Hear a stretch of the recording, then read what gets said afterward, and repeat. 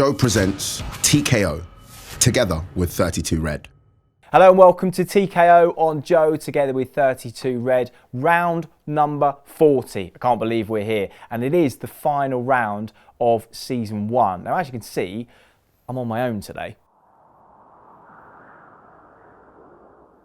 Slightly awkward, and that is because Carl is in Las Vegas now prepping for his next fight on November 30th. If you're watching, good luck, mate. We're all behind you. But today is all about taking a trip down memory lane, looking at some of the best bits from the first season of TKO. We're going to be picking out some of our favourite highlights for you, and you can relive them with us. First up, episode 2, we headed to meet the legendary Eubank Sr. It was as eccentric as you can imagine.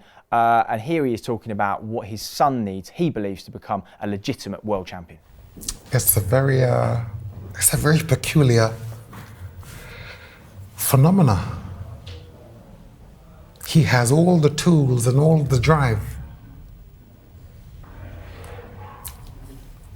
The spiritual aspect, I always talk about Sunday school. Sunday school teaches you that there is something bigger than you. I don't know what it is, but there's something bigger than you, and you have to be respectful of it. And it's that some people don't have. I went to Sunday school every week, by the way, every week. Mum made me go. So those prerequisites and those principles of which is taught chivalry, kindness, do unto others as you would have them do unto you. Respect your parents. Respect your teachers. Respect the law. Punctuality.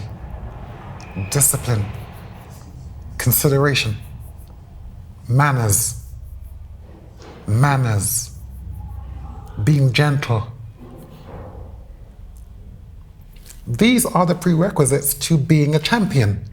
This behavior will make you champion in your vocation. How do I know? I did it. Yeah, it was interesting and surreal, that one, as you can probably imagine. I don't think we'd had it any other way, though I do think Carl was wondering whether all of the interviews would be like that. Thankfully, some of them have been a little bit more laid back, and that takes us to episode 14 earlier on this year. We caught up with legendary cutsman Kerry Kayes. What a great guy he is, and he explains to us in this next clip why some fighters are more susceptible to cuts than others. Have a look. What does it feel like? What's the worst cut you've had? Worst cut I had was I fell down the stairs once. completely blitzed, and it was a pretty bad one here. But in boxing, I've had a few. Nothing. Kerry, you busy, mate? I've had a fall. Yeah. Bring the swabs. But, I used to have to follow John Murray out. I used to go out with John Murray on a Friday night. Just walking around with swabs. That's when I learnt cuts. But I've been lucky enough in fights that I've had a few little nicks, but nothing major. But it's annoying. What's and you the feel like they're like? you can't really describe it. It's just like you've been cut. You know what I mean? I don't know what the feeling's like. You mark up more than get cut. Yeah, I have big, lumps and bumps everywhere. There's more control in keeping the bumps down. Yeah, because like Ricky Hatton had a very like angular face, and I feel like a sort of thin skin on like his cheekbones, very high cheekbones. Also here, like Huey Fiore, Huey will always get cut. Yeah, because he's got very high bones here. You know what I mean? And weirdly, we've had Boatsian on the show. He's got like very flat features, and he's never cut at all in his career. And I kind of look at him and I think, I don't think you're gonna. I don't think he'll get cut. Some fighters will easily get cut. Yeah, interesting. Ricky Hatton, I don't know if people know this. Halfway through Ricky's career, he had to have plastic surgery, and what happened was he was getting cut every fight like that. It was nothing, and he was getting cut. So they went to see a plastic surgeon. They opened him up, and they found inside the cut was Vaseline that had crystallised. So the doctor at some venue, probably in Ricky's early days, 4-6 round fights, had not cleaned out the Vaseline. He just stitched him up. The Vaseline had crystallised, so he almost had glass behind his skin. Well, later on in that same episode, we discussed the importance of the trust between the fighter and those in their corner. His last fight, I heard the most perfect statement from the corner, Jamie Moore, to him. And I thought it summed it up perfect in trust. Jamie said to him, "I'm not asking you to do anything I haven't done." Yeah. Oh, it doesn't say much after the Macklin fight. Flipping it. Oh, cry. But That's you a know what hot bar. I thought, I was in Macklin's corner, you know, against Jamie. Oui. Of course, yeah. That's right. What a Madness, fight. innit? What a fight. No, but I was in Macklin's corner against Jamie. Yeah, yeah. And Jamie's one of my best mates. Yeah, crazy. Mad, innit? And now they work together after that, of But, course, as well. Yeah, but I thought that statement, I'm not asking you to do anything I haven't done. And I thought, what it's superb, that. I said, I'm trying. One of my personal highlights this year was getting Mike Costello in. Mike, if you don't know, is BBC boxing commentator on the radio. And as a kid, I used to listen to him on the radio. So having worked in the industry for a few years, become friends with Mike, it's just been an absolute privilege to pick his brains now and again. And we had him in the studio to talk through his experience of boxing. Here's the story about when he first met the legendary Steve Bunce. It goes back to when we were kids boxing on the South London circuit. And frankly, we were both failures. And that kind of informs what we do. You know, we worship people like Carl, and I can say this happily in his company, in a way that I'm not sure everybody else or many others in the media could, because we were failures down at our, grassroots club level. When they walk to the ring, when he's 4 and 5 steps away from our commentary position, I get this feeling in the pit of my stomach, because I'm like this Walter Mitty character. I wish I was doing what he was doing, but I wasn't good enough. I wasn't brave enough. So that's where I go back to with Steve, and then we if you like, we kind of rediscovered each other through the media, through boxing. He started out as a down the table reporter with the Daily Telegraph, and I started with the BBC World Service. And in those early days, we had no idea that we'd one day be going to Las Vegas, or outdoors at the Titanic at Belfast, and all those major nights, mad nights that we dreamt of being part of as kids. And we just gradually worked our way up. I didn't know you came. I knew Bunce boxed before. I didn't know you boxed yourself as a kid, and maybe that's probably where the passion comes from. Like when you can hear it in your voice when you're listening to the radio commentary. There's definitely passion there, and it's probably because you know the game. Not know it as a spectator, but you've done it. What I always say, Carl, is I do have an insight because of what I did, but everything I did was over 3 rounds. What I can't get my head around is what you do when it gets to 8, 9 and 10.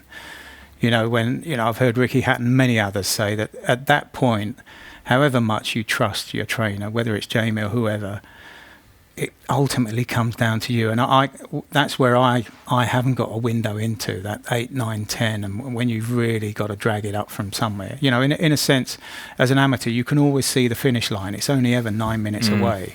It's very different. And I remember many people laughed and dismissed and dissed the fight between Floyd Mayweather and Conor McGregor, but there was a fascinating comment from McGregor at the end of the fight, and he said he sat down on his stool after the 5th round. This was at the press conference. He's drinking whiskey, but he still had enough time to get serious. And he said, I sat down at the end of the 5th round, and he said, Jesus Christ, there's still 7 rounds to go.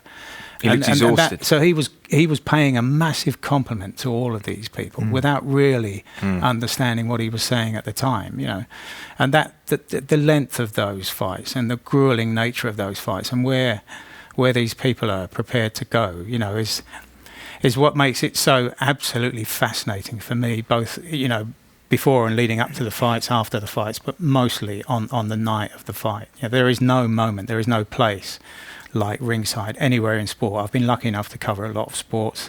I cover track and field athletics, which means I'm front and centre for the Olympics, the number 1 sport in the Olympics, athletics.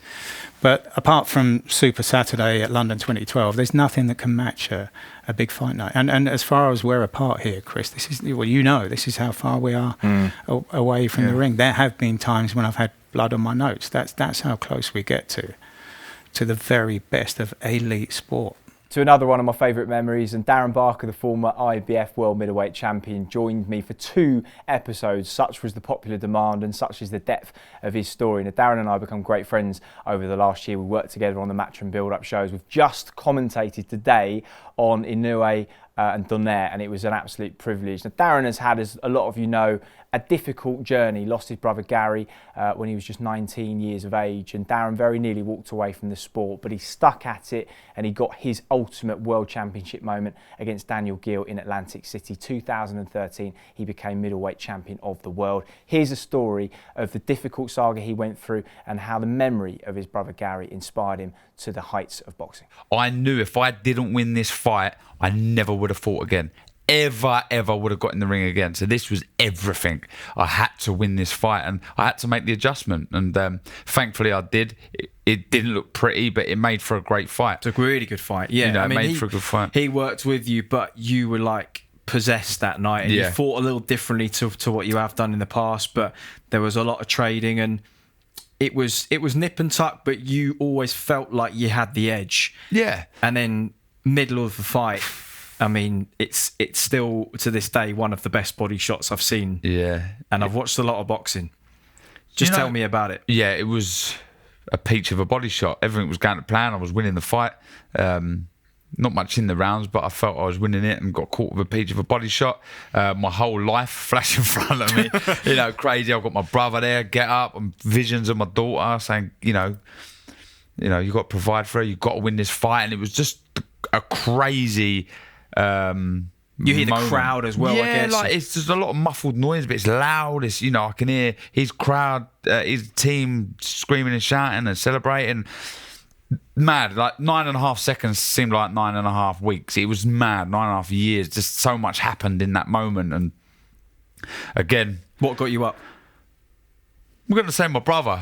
I'm going to say the final piece in our jigsaw puzzle. You know, the final piece, winning that world title for us, for him. And I got up.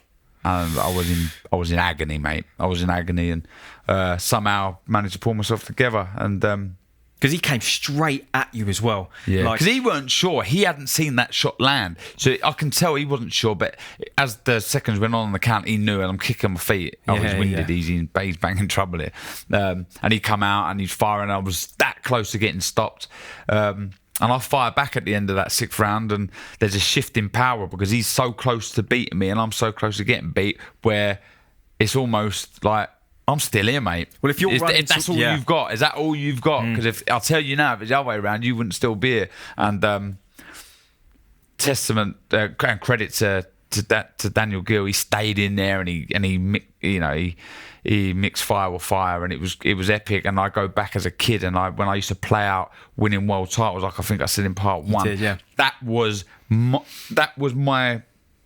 That's how I wanted to win a world title. I wanted it to be in a fight that people would talk about forever. And though it wasn't the greatest fight in the world, it was a very good fight, and a fight that I still get tweets and messages daily from people saying, what a fight, one of my greatest boxing moments. That's why I got into boxing. And I cannot believe it, mate. I can't believe it. But yeah, the final bell goes. I'm celebrating. I think I've won, but I knew it was close. I was the away fighter. It was Daniel Gill's American debut. 10-8 for the 10-8 for the round. Yeah. Not much in it, but Sky Sports had given me the fight. Well, of course. HBO had given me the fight. And I was just telling you back there that when Buffer is stood with the card there, about to read it out, my brother's behind him. He was in the corner, so he's on the outside of the apron, and he's seen the scorecard. So it goes 114, 113 to Gill. Or was it 115, whatever, to Gill. Then 116, 111 to me. Yeah. So he knows I've got it right. That's it. But he's told my family at the front, Darren's won this. But then horror hits him, and he's thinking, I've got this wrong. Yeah. How bad is that going to be? But then, 114. And when they said 114, I thought this is going to be a draw then, because it usually is. And 114, 113, and whoop, there's a winner. And the new. You know, what can I say? You know, it's just crazy. Like, it has come true. My wildest dream had come true. My scenario of how I wanted to win the world title had come true. Everything had just, my life was fulfilled. Everything, I'd done it. And then there's a moment where I jump, I'm celebrating, I crash the floor, and I'm very upset. You know, and there's sad tears because I I'd achieved what I'd set out to do, and it was almost like letting go of my brother. Like, we've done it now, mate. Yeah. You know, you can sort of go. You can go now, and honestly, you can see my hair's Mate, you're like, telling me. it's doing me. You're telling me. Honestly, it does me now thinking about it, because it was a moment that I kind of let go of my brother, in the sense that we've done it, you know, and it was crazy. You know, I had one hell of a hangover after. Now, a woman I had the absolute privilege to meet, somebody I admire hugely, is Crystina Poncher. We went over to the United States, to Philadelphia for a fight night, and Crystina very kindly sat down with us for 40 minutes to talk about her career. Now, Crystina, as many of you will know, is the first ever female lead commentator on United States Boxing TV. An incredible achievement. She's breaking down barriers, and she had some scarily prophetic words about Tyson Fury and Otto Wallin. Have a listen to this. Obviously, the franchise champion thing that's just been brought in and kind of bestowed upon Canelo is essentially a way of the WBC saying you no longer have your mandatory commitments as a champion.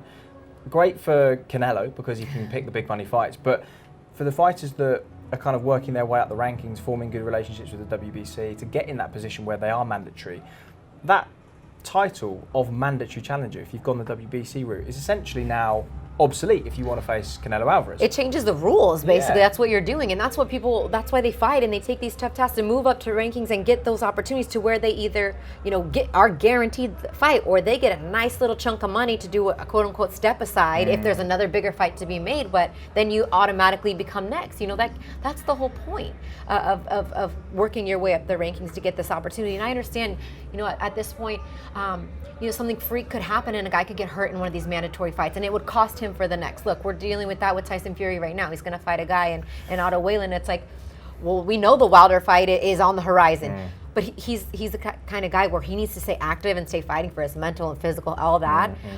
But not that that's a mandatory type situation, but I'm just saying it's one of those things where it's like you don't want to get hurt or have something happen and ruin that a mega fight. And I think that's what maybe the thinking is with Canelo. You know, if we're going to get this Triple G fight, or whatever the case is going to be, is it going to be Kovalev or whatever, like, you want to minimise your risk on the way to that fight. That's it. This whole process has made me realise how lucky we've been to secure some of the guests we've had in the first 40 shows. One of them that was on our hit list and we got right at the end of season 1 was Kalle Sauerland. Now, he's a cult figure on social media. He came up with the idea for the World Boxing Super Series. We talked all about that, his early days as a football agent, but nothing riled him up and gave us some vintage Kalle Sauerland as much as his thoughts on social media. Before we finish, we've got this section of our show called the 32-second challenge. So literally in 32 seconds. I did one yesterday. See, I'm, you know, people, you know, we were talking about the following and things like that, and you know, obviously the Twitters and I'm so behind on this social media. Like, I'm terrible at it. And someone came up to me yesterday and said, right, you got 15 seconds. I said, why have you got fucking 15 seconds? What are you giving me 15 seconds for, mate? I'll fucking tell you how fucking long I'll tell you how to fucking sell this. No, you got to do it in 15 seconons. I said, what's the 15 seconds? Well, that's the story. I said, what the fuck is a story? Oh, it is, yeah. So I didn't know what, honestly. Yeah. Why 15? Who fucking came up with the idea it's 15 fucking seconds? Why can't my story be 2 minutes, right? So Instagram, wherever you are, fucking listen to me. Back in August, one of the modern greats of boxing was over as part of the commentary team for Lomachenko versus Luke Campbell. Andre Ward, a 2-weight world champion, personally one of my favourite fighters, came and sat with Carl and I to talk a little bit about his career.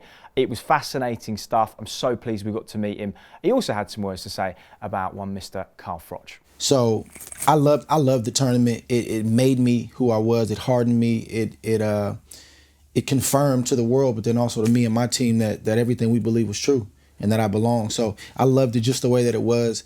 And obviously it was a lot of, you know, inner workings and, you know, delays and stuff like that, but we got it done in 2 years and I was the last man standing. You were. And I made a friend for life, Carl Frampton. So have you? That's a bonus too. Have you seen him this week? He's not been around, has he? He said he went on holiday. He's that's convenient, very conveniently timed. Maybe next time. Yeah. What would you say to him if you saw him? I honestly don't have any bad blood with him. I'm firm with Carl Frampton, but I don't have no bad blood. Like, I think it's a part of him that respects me and that in some cases likes me too. But he's just bitter. I was going to ask the question. Do you think he's just a bit bitter? He's just bitter. He's bitter, and that's the only like real knock that I have on him is he's never been able to stand up and be a man and say, look, man, you beat me.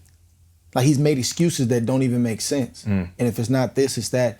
And it's just hard to respect that. But I love just getting a rile out of him like every so often. I'll just say one thing. He'll take the bait every time. And the fans will just like UK fans, not American fans. English fans will get on him and say, man, you're crazy. Shut up, Carl. And that's just Carl Frampton. So I have a good time with it. A lot of it is tongue in cheek. I'm not, it may seem serious, but it's not. But I certainly would have liked to see him, man, and just see his reaction. Because in the past, even, as we were building up to fight, maybe a fight or two away from seeing who was going to be in the finals, he would say all these reckless things online, and then as soon as I see him in the hallway in Las Vegas, he's the first one to reach his hand out. Yeah. And it's funny because where I come from, like, when you say things like that, like, we believe you. That's real to you. Yeah, like I'm not saying we're going to fight when we see each other, but, like, I expect you to maybe not be so friendly, but he would do the opposite of what he said. He's always been that kind of guy, so I don't know. But I kind of miss the guy. I haven't seen him in a while. Recently, I went up to Manchester to catch up with Carl in camp and Big Stephen Ward, who's getting ready for the MTK Golden Contract. He's currently the WBO European Light Heavyweight Champion. The two of them live together when they're training in Manchester, and they're a right pair. We got stuck into all things boxing, and then there was an interesting revelation about Carl's ability to have a little sing-song. Led to something quite remarkable, which, if you haven't seen it, you need to. I was asked to go on. Were you? The Celebrity X Factor. That's bizarre. And I put my audition in, which... Have you got it? Yeah. It was a long time ago. Now, Let me see if I have it. Simon Coyle, personally, wanted me on. Shut up. So I had to go to LA and do a... Hang on, are you making this up? I swear to God. So I had to go to LA and do like a private or like a fake audition, as if I was auditioning for the show. But they wanted me on. But now today, when this is finished, Hold I'm gonna on. have to listen to this all day now. So it's starting next week. They asked me to go on it, and I'm a boxer. You know what I mean? I'm still a boxer. I can't be going on the singing competitions with Ricky Lake. Yeah, she is on it. Yeah, It's going to take me a while to find this. Ricky Lake, Tom Evans, I forget who else, but yeah. Okay, listen, you scroll through that. I'm going to scroll through. Because he knows he's a good singer. If I'm in the apartment and I start singing, no, I'll get about 5 words in and he'll start singing. But he does this thing and he knows he does it, so he'll sing, but then all of a sudden, when he finishes, he'll look over at you to say, oh, I'm better than you, at singing. It gets quite frustrating. Found the clip? I found it, yeah. Okay. So I was driving when I done it, and I sent it to a member of my management team. Right, hold this up to your mic so we can get the sound. Let's have a listen. He's so proud, look at him. It's good. All right, well, we'll be the judge of that. Okay. I'm really nervous. Like, I don't know where to look. Bet you're wondering how I knew about your plans to make me blue with some other guy you knew before. Between the two of us guys, you know I loved you more. You took me by surprise, I must say. When I found out yesterday, don't you know I heard it through the grapevine. What are you saying? And how much longer would you be mine? Oh, I heard it through the grapevine. And I'm just about to lose my mind. You've charmed me. Oh, excellent. I'm sweating here. Imagine me on the show. Do you know what? That was a lot better than I thought it was going to be. Oh. Yeah, all right. Why does it won't stop? Do you know what? Like, I sent it in, and then I was like, oh, this is going to be great. And then Christine, I thought I told you this. No. So Christine really criticised my singing. Christine can sing, she's a good singer. And she thinks that I'm not very good. She likes to just say that. She likes to put me down a lot. I've never heard Christine sing. She's a good singer. Do a little duet, maybe. Yeah, but she said, please don't go on it because you're going to be the Wagner of the show. She thought they were going to just embarrass me and make a fool out of me. But they wanted me back on when I turned it down, and obviously I'm a boxer, they want to continue boxing. You know, they were saying this may be the last ever one. We would like you on. Please rethink. I'd love you to do it after you retire. Well, we'll see. What I'm worried about is sometimes when I'm singing, I start in the wrong key. I would say you were ever so slightly out at the beginning, and then you got back on track. You were on the hard shoulder, and then you drifted into lane 2. Yeah. Well, when you start in the wrong key, it's normally hard for me to get back. Oh, I thought you pulled it back in. Yeah. Thanks. I don't want to say, but I know what I'm listening to. I thought I told you this. No, you didn't tell me. No, I heard it through the grapevine. Now, as most of you will know, yesterday was the 10-year anniversary of David Haye dethroning the beast from the East, Nikolai Valuev, to secure the WBA heavyweight championship of the world. A memorable moment for David. He's gone on to great things since then, and it was a pleasure to sit down with us and listen to his story about when he very first saw the 7'2" beast from the East. There must have been a point, because he's such a striking guy to look at. There must have been a point when you first heard of him, first saw him. Yeah, I went to see him fight in East London. He was actually managed by Frank Maloney many moons ago, and I was still an amateur. I was probably 15 years old at the time, and I heard about this giant. He wasn't world champion then; he was only just coming through. And I heard about this big freak show heavyweight who's 7 foot something, and he's fighting in East London. So I remember I went down there with my boxing team at Fitzroy Lodge, and I saw the size of this guy. He was only fighting the pudding. He knocked someone out. But I remember going up next to him thinking, what the hell? Yeah. And then fast forward 15 years or what it was, and then I'm getting in the ring with him. Oh, was that long ago? Yeah, it was a real long time ago. Wow. You like, how does Frank Maloney end up managing Nikolai Valuev? How does that even come about? Yeah, no good question. But like you look at him, and he's like, you think just because of the size of him and the way he looks that he's got to be a big thunderhead. Yeah, but he's actually pretty clever, isn't he? He was a lot faster than I hoped he'd be. Yeah. I was hoping he'd be way slower than he was, because he doesn't put too much weight into his shots. He's able to just kind of flick his arm out. But his arm's so heavy, that's like a regular shot from someone putting some meat into it. So it was really funny, because when I was a little kid, I used to watch Rocky IV was my favorite movie, when Rocky went to Russia to fight Ivan Drago. And for some reason, I've always thought, I'm going to fight this big Russian for the heavyweight title. I said I was going to be heavyweight champion since I was even younger than that.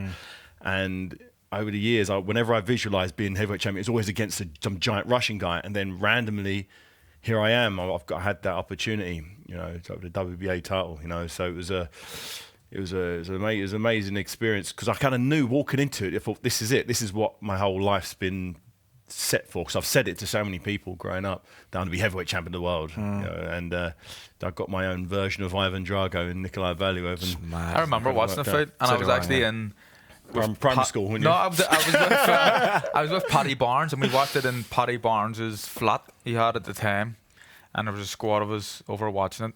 And I'm watching the fight. I just remember the last round, we all fucking erupted, like, holy shit, the big man's going big here. Right hand. And you were champion had to use for most of that fight. Yeah. No, I hit him with the one that hurt him was a big left hook. Yeah, I hurt my right hand earlier on in the fight, but I had to be really, I had to try to change my style quite a bit to sort of influence the judges, and the fact that having a regular boxing match with him, he's just too big, and so I had to hit him with hard shots and then step away and stay calm and walk around him like I'm the sort of bull. He's the bull, I'm the matador. Just kind of just making him. He's in the centre, just doing circles. Exactly. So it worked the treat, and it was an awkward fight. It wasn't a tough fight. It was just a physically demanding fight, because I had to move more, and I couldn't just throw a jab like that. I had to come in, I had to feint, then come in, give my shots, and then get out and roll. So I had to do that continuously without getting hit at all, because I'm effectively a cruiserweight. I was only 15 stone 7, I think, for that fight. It was 23 something stone, so he had a bit of a weight advantage. So I couldn't afford to kind of do my work and step out as he throws a big hook, get caught at the end of it. It's just too heavy, and it would just done me. And you did a lot of work to the body, because I guess you're not. I mean, his head's a massive target, but also I had to keep hitting him in his solar plexus, but he just felt really solid. I've never hit anybody. Do you think you hurt him to the body at all? No. I remember digging him really, and it just thick. Yeah, it just did nothing. We kind of bounced. I was like hitting a heavy bag. It was a very strange sensation. Yeah, to feel like you can't move somebody at all. No, and you're a puncher. Whenever I got, I think I got into like 2 or 3 clinches, and I just I was like, I don't even bother. This is just I had all this hairy hair in my face. I'm like, but thankfully the referee broke it, and I was able to move around, carry on with my matador move. But yeah, it's good memory. It's a long time. 2000. 10 years ago. 2009. No, sorry. 2009. Yeah, nearly 10 years. In the summer, I popped up to see Carl as he made his final preparations for that fight in Philadelphia that never happened. We were in the gym with Jamie Moore, Nigel Travis, Martin Murray and all the boys. Now, Tommy Coyle was there and he'd just come off the back of that defeat to Chris Algieri in New York. Very, very difficult times. A number of people were calling for him to retire. And I sat down just to catch up with him, not really expecting to have the interview that we had together. It was so powerful, so emotional that we actually clipped it up as a separate episode of TKO, and I think it deserved that. What came from that conversation mid-dialogue was Tommy's realisation that perhaps his career was over. It's one of the most difficult interviews I've ever done, possibly the most important, and I just want to say, Tommy, thank you for opening up to me and for sharing it with everybody. Whatever you do, decide to do, we're all behind you, mate. I love fighting. I don't just say this for sound bites, by the way. I don't just say it because it sounds good in interviews. I genuinely fucking love fighting. And yeah, to think that I might not be able to do it anymore, it's quite sad, really. Yeah, it must be difficult, as you say, knowing the end is near. Do you feel, because I know you were tweeting about, saying, well, maybe one last fight against Ryan Garcia if it was in Vegas or something like that. Jamie, by the way, has just shouted no. There were a few people tweeting saying, listen, you're a hero in your home city. You've done so much for the sport. You've had an amazing career. But, a lot of people kind of seem to say, think about your health and your family and the future. What do you feel like when you read those kind of comments? Because people are so in support of you, but they're also looking out for your health as a Jamie and everyone else in the gym.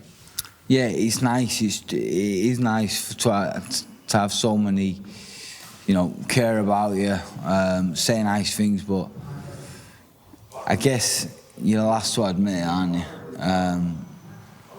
I feel like on the back of that performance. And how I feel as a person, I still feel like I've got something to offer. But I've had a few different meetings with a few different people that I know care about me and are smart and are looking from the outside, and it's made me consider it. I think first and foremost, I need to get the information. I need to find out if my eyes are okay. I need to find out if I'm healthy, and then there's the time, isn't there? I'm not going to be. Time waits for nobody. You're just going to keep getting older, and I need to work out if I've got the ability. I read something earlier and it said, if you fail 10 times and you quit, then you're a quitter. But if you fail 50 times and you don't quit, then you're daft. Yeah. So I don't want to be daft, but I don't want to be a quitter as well. So I'm just trying to work out whether I'd be a quitter or I'd be daft. I guess that's when you rely on good people around you that have your best interest at heart, isn't it? Yeah, of course. And everybody is advising me not to. And it's hard for me to do this interview because genuinely I don't know what I'm going to do. And it's quite upsetting, really. Honestly, it's hard because I do want to carry on fighting. But I want to be around for the next 50 years as well, you know what I mean? Hearing all this and hearing what you've said, I think I know what your answer to this is going to be. Staring him out. Is there any circumstance under which you would let him fight again? Listen, it's not about me letting him fight. I have to voice my opinion, and it's only because I care about him so much. And I understand the dangers. I've been through this myself, don't forget. Yep. I know how difficult it is, and I understand him having these aspirations, but where do you stop? Where do you stop? You could box in Vegas next time, and then a whole homecoming. A show comes up in Dubai, and then what? It's just there really is no end. Then it's like, yeah, exactly, a homecoming in Hull. You won't ever. My advice is to him. I understand that he wants to fight. I went through it for many years myself. You never get rid of that urge to fight. You learn to deal with it. So I said to him, just don't think that if you have one more fight, you'll get rid of that urge. You won't. It'll stay with you. It'll take you at least 2 years to learn to live with it. But at some point, everyone's got to come to terms with it. You need to find something else. It's not going to You're not getting smashed in the face, but it's going to give you that I definitely thrill. need to find someone else, 100%.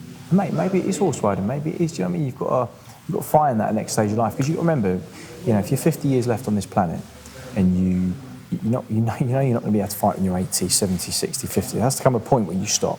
So for those last 30 years, you'd have to find something. Do you know anyway. what I think today I've realised as well coming here, speaking, hearing Jeremy say that, I think I've realised it's over. Yeah? So I think that's done me in that a bit today. You're right. Yeah. It's like, I think it's done and it's over. Yeah. Rewinding back to Philadelphia, and just 24 hours after that awful hand injury that ended Carl's hopes of fighting for the first time this year, we were all left a bit stunned and we didn't quite know what to do. Did we fly home? Did we try and make the most of our time? And we thought, let's do the latter. So myself and the production guys headed up to Deer Lake, the training camp that Muhammad Ali famously built in the early 1970s to prepare him for the second phase of his career. It's somewhere I've dreamed of going. It was renovated about 2 years ago to the tune of £1 million, brought back to close to its original state. Now, I met up with David Krause, who's the Borough Council President of Deer Lake now, and as a young boy, he used to ride up the hill from the town and watch Muhammad Ali train as part of the public. I just can't think of anything better. He was also witness to one of the most famous boxing moves of all time, the rope-a-dope, that Muhammad Ali famously beat George Foreman with in Kinshasa, Zaire in 1974. Let's hear the story about how it all happened. We didn't know it was a rope-a-dope, but I remember them playing with the ropes, size of the ring, looseness of the rope. Yeah, so he could he could lean and get back. You know, all of that stuff was negotiated before these fights of what they would agree to. And I remember the reporter saying, so you, at the age of what, knew about the rope-a-dope before it was even known as a rope-a-dope? I said, yeah, we didn't know it was called that, but after this all happened, it's like, that's what they were doing up there. They were playing with the ropes, making it so that he could lean back, because he was so fast, he could lean back and get away from these punches, tire the guy out, you know? Because he was tough to the body, but obviously with the heavy-handedness of George Foreman, he needed to make sure that he could ride those shots upstairs, and that's what he did. And it was what was the 8th round in Zaire, where he landed that flurry of punches, having not done very much. He knew he was tired. Yeah. He knew this moment he'd go after him. You're tired, now I'm rested, because you've missed most of those fights.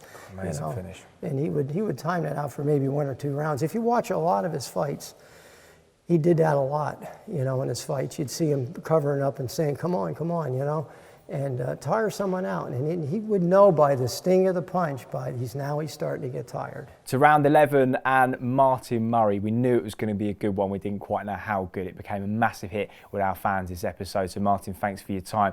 He has, as you know, had a checkered past outside of the ring. He's done a number of stretches in prison, including on foreign soil. How long did you do in Cyprus? Oh, I got lucky. I got 6 weeks. Yeah. But it was like proper jail, like it was something you'd see off a film. So like there was 6 bunk beds, 12 in a cell.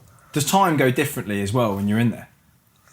6 weeks feel like longer than 6 weeks. No, but you know what? I don't want to obviously glorify you, but you was literally let out in the morning. You sunbathed all day, and you just got locked up at night. You used to go in for a roll call at dinner, and then let back out, and then roll call for tea, and then you was in then. So you was out in your son just playing football. Did they give you sun cream? No, they never. Not glorifying it, but it was, yeah, I mean, it was bad. And what I put my mum through, do you know what I mean? My mum nearly had a nervous breakdown, so I put my mum through my mum and dad through a lot of crap over the years, like. How often could you ring home? What was it? No, we did on the phone. We couldn't phone home. So, I guess that must have been the very first time you found out you were going inside. That must have been quite a scary thought, especially. Well, I was on the run, so my mate got nicked before me, and I was just out off my head, like seriously off my head. I didn't know where it was, and I'd come back and the room had been raided, and they'd been nicked. So I was just on my own, and I ended up on run for a few days. And then I phoned my mum then, like, because I knew I had myself in. There was talk of me going to Egypt, because you can get the boat over to Egypt and flying back from Egypt. But when I'd got a little moped, which fell off and snapped my collarbone in while I was on the run as well, by the way. So I had a bad time. But then I didn't know where to put the moped, and I needed the moped to get me scooter, and I just didn't. Everything was a blur. I was only there for 4 or 5 days. I was only there for a week, and like it all just escalated like that. But it was at a time where I was just young. I was daft. I was stupid. I look back now, and I mean, I've never been a nasty person, but I was just stupid. Do you know what I mean? But it got to the stage where, like, for some unknown reason, like me growing up as a kid, not young, but like when I got into like me, you know, when I started going out being stupid, I was convinced I was going to be dead before 30. I was just convinced, you know, because what I was doing, the life I was leading, I thought there's no way I can keep going like this. So I was kind of like, I was just wrecking myself. Do you know what I mean? Just like, because I was just convinced in my head that that's what was going to happen. And finally, if you haven't seen it, I'll leave you with this surprise from Carl and the team. It was my birthday a few Thursdays ago in September. We joined Nigel Travis up at the Moss Side Fire Station Boxing Club. And during my final piece to camera, they interrupted me with this. Nigel Travis, an absolute pleasure. We will be back as always in... Happy birthday, son! No, Happy birthday to you. Happy birthday. Sing it So, you're the singer. Happy birthday, dear Chris. Happy birthday to you. We couldn't light them in a fire station. Exactly. Well, it's the one place you could light them is probably in a fire station. Genuinely, I will put it out. I'm a fire. The fire is the devil. Yeah. It's really nice that you've done something so lovely for me on the show. I'm just going to let our audience listen to the voice note you left me about my birthday. So obviously that was lovely. This is what. So Carl, obviously the nice guy on screen. This is what he left me a couple of days ago when I said, "Oh, it's my birthday on Thursday." Say, don't be at that shit. Birthdays aren't fucking days off. I train on my birthdays. I train on my kids' birthdays. I fucking train on my wife's birthday. So, Chris, you can go and fuck yourself. You're looking It's really nice. I always think when you find friendship in unusual places. Well, what a trip down memory lane. It's just made me realise what an amazing year it's been. It has flown by, and we couldn't have done it without our partners at 32 Reds. Thank you to them. Thank you to Joe, of course, for providing us the platform to do this amazing show. Thank you to Carl, and good luck to him in Vegas in a couple of weeks' time. And of course, thank you to you guys, because without you, we don't have a show. You are our audience. The way you've interacted, the way you've retweeted the shows, commented on YouTube, everything you have done to contribute to this has made it what it is. This is the end of season 1 of TKO, but we will be back soon for season 2. I'm very, very pleased to say. And all that leads me to do is thank all of our guests. The ones that didn't make the cut, you've made just as valuable a contribution to this show as the ones that did. But thank you to everybody involved. From all of us here, myself, Carl, the whole team at Joe, 32 Red, and our guests. We will see you for season 2. Take care, and thanks so much for watching. You've been watching TKO on Joe, together with 32 Red.